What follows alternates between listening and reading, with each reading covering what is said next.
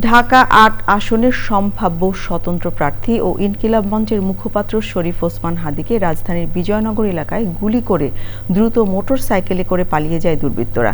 এরপর তাকে Dhaka medical college হাসপাতালে নিয়ে যাওয়া হয়। সেখানে আশঙ্কাজনক অবস্থায় চিকিৎসাধীন রয়েছেন ওসমান হাদী। বিস্তারিত মির্জা ইমতিয়াজের রিপোর্টে। রাজধানীর বিজয়নগরের বক্স কালভার্ট এলাকায় ছিলেন ঢাকা ৮ আসনের সম্ভাব্য স্বতন্ত্র প্রার্থী ও ইনকিলাব মঞ্চের মুখপাত্র শরীফ ওসমান হাদী। শুক্রবার দুপুর 2:25 মোটরসাইকেলে দুজন এসে তার মাথা এবং গলার মাঝামাঝি গুলি করে চলে যায়। ওসমান হাদীর সঙ্গে থাকা কর্মীরা তাকে ঢাকা মেডিকেল কলেজ হাসপাতালে নিয়ে যায়। ইনকিলাব মঞ্চের নেতাকর্মীরা খবর পেয়ে ছুটে যায় হাসপাতালে।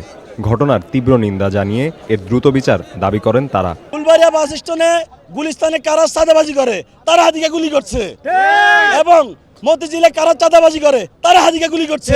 বর্তমান ডক্টর ইউনূস সাহেব একটা সঠিকভাবে যে ওসমান হাদীকে গুলিটা করেছে তাকে অবশ্যই আইনের আশ্রয়ে আনতে হবে, আর যদি না আনে তাহলে প্রয়োজনে আবার আমরা জুলাইয়ের মতন আবার আন্দোলনে নামবো ইনশাআল্লাহ। হাসপাতালের পরিস্থিতি নিয়ন্ত্রণে সেখানে সেনাবাহিনী মোতায়েন করা হয়।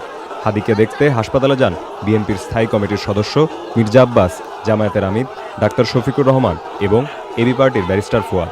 কোনোভাবে এই রাষ্ট্রকে দুর্বৃত্তপনার কাছে আমরা সারেন্ডার করতে দেব না। মাথার ভেতরে গুলিবিদ্ধ হওয়ায় লাইফ সাপোর্টে রেখে তার চিকিৎসা চলছে বলে জানায় হাসপাতাল কর্তৃপক্ষ। Mirza Imtiaz, channel I, Dhaka.